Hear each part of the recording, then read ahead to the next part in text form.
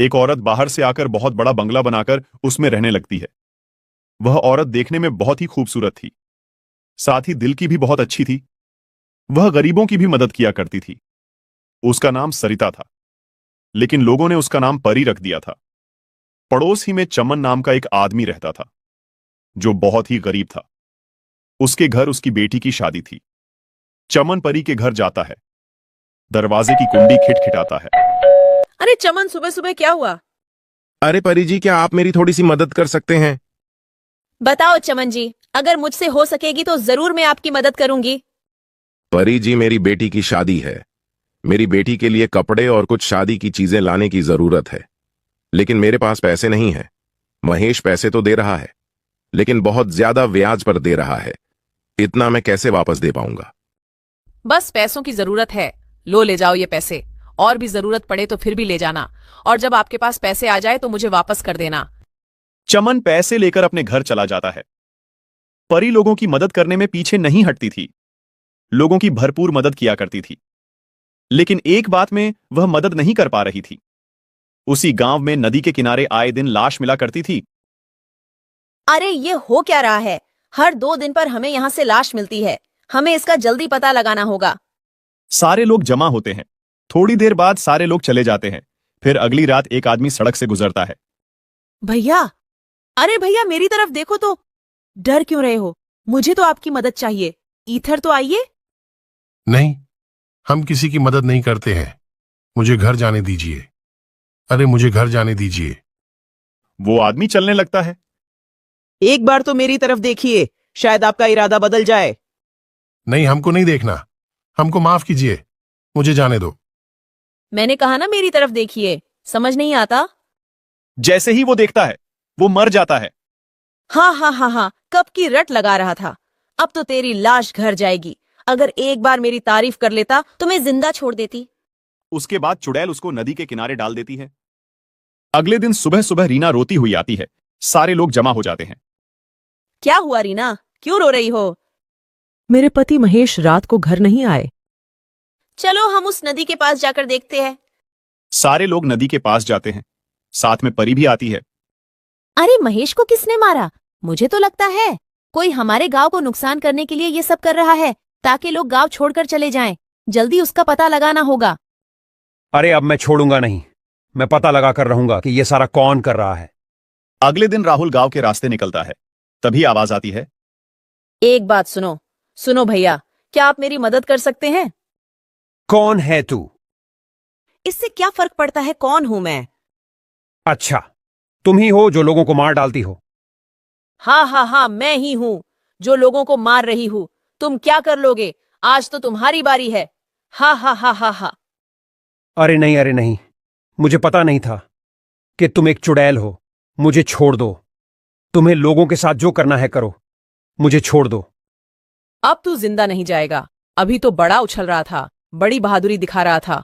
तेरी बहादुरी कहाँ गई? और तुझे मैं छोड़ दूं ताकि तू सारे लोगों को बता दे, ताकि लोग यहां आना बंद हो जाए। अरे नहीं, मैं किसी को नहीं बताऊंगा। किसी के सामने मुंह भी नहीं खोलूंगा कि लोगों को चुड़ैल मार रही है। बस मुझे जाने दो। चुड़ैल उसको भी मार डालती है और नदी के किनारे जाकर डाल देती है। सुबह जब लोग नदी के किनारे पर जाते हैं तो देखते हैं। अरे ऊपर वाले, इसने तो राहुल को भी मार डाला। क्या जरूरत थी अकेले जाने की? क्या हीरो बनने गए थे? कुछ तो करना होगा।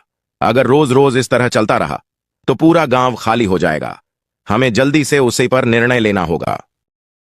हाँ, मेरी तो राय है कि सारे गांव वालों को जमा किया जाए। उसके बाद सारे गांव वालों को जमा किया जाता है। गांव के सरपंच और मुखिया और बड़े बड़े लोग जमा होते हैं। गांव का सरपंच खड़ा होता है और लोगों से कहता है, हर एक आदमी इस मामले में अपनी अपनी राय दे। हमें क्या करना होगा? सरपंच जी, मेरी राय है कि आज रात सारे लोग पूरे गांव में फैल जावे और नदी के पास भी कुछ लोग चले जाएं। लोगों को कौन मारता है सब पता चल जाएगा। लेकिन सारे लोगों को देखकर वह नहीं आएगा तो हमारा काम नहीं होगा। सरपंच जी, मेरी बात सुनो। मैं आज रात को जाऊंगा। मेरे साथ एक आदमी को और भेजो। हम दोनों मिलकर पूरी बात का पता लगाएंगे। फिर हम सुबह आपको बता देंगे। ये बात सही है। दूसरा आदमी कौन तैयार है? जल्दी बोलो। तो एक आदमी खड़ा होता है जिसका नाम प्रकाश होता है। सरपंच जी मैं जाऊंगा। लोग अपने घरों पर चले जाते हैं। जैसे ही रात होती है तो प्रकाश और मोनू दोनों गांव से निकलकर सड़क के करीब जाते हैं। वहां से दोनों अलग अलग हो जाते हैं।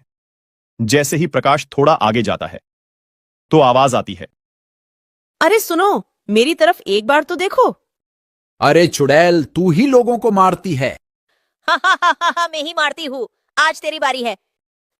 प्रकाश फौरन वहां से दौड़ता है। प्रकाश फौरन मोनू को बुलाता है। मोनू जल्दी मेरी तरफ आओ, यहां चुड़ैल रहती है। अरे प्रकाश, क्या हुआ? अरे भाई देखो उधर दूर, जो अभी औरत नजर आती है वही चुड़ैल बनकर आई थी। चलो उधर जाकर देखते हैं।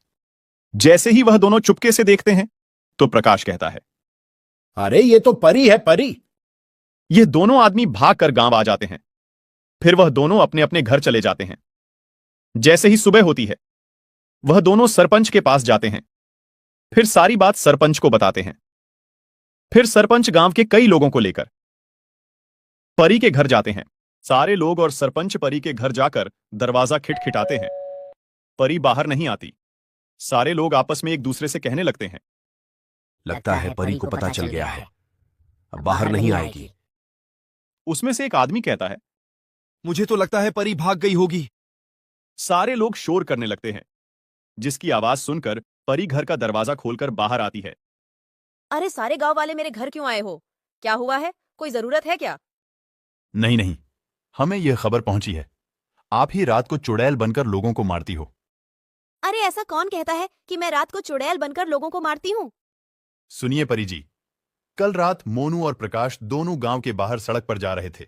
जब दोनों अलग हो गए तब प्रकाश के सामने चुड़ैल बनकर क्या कह रही थी। हाँ हाँ, मैं ही चुड़ैल थी, क्या कर लोगे? अरे परी, आप ऐसा रात में क्यों करती हो? उसकी क्या वजह है?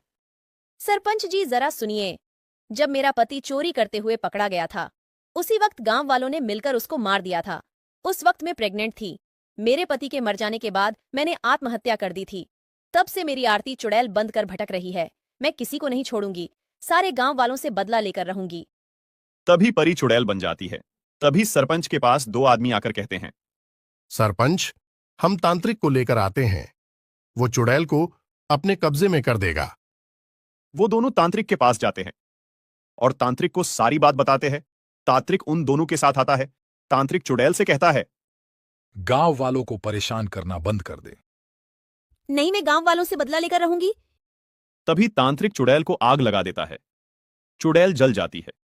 सारे गांव वालों को चुड़ैल से छुटकारा मिल जाता है। सारे गांव वाले तांत्रिक का शुक्रिया अदा करते हैं। गांव वाले तांत्रिक को बहुत सारी चीजें गिफ्ट करते हैं। तांत्रिक उन चीजों को लेकर चला जाता है। फिर गांव वाले खुशी खुशी रहने लगते हैं। सरपंच मोनू और प्रकाश को कुछ पैसे दे देता है। उनकी हिम्मत की वजह से पूरे गांव वालों को छुटकारा मिलता है। दोस्तों, इस कहानी से हमें यह सीख मिलती है, कभी भी किसी पर आंख बंद करके भरोसा नहीं करना चाहिए। हमारी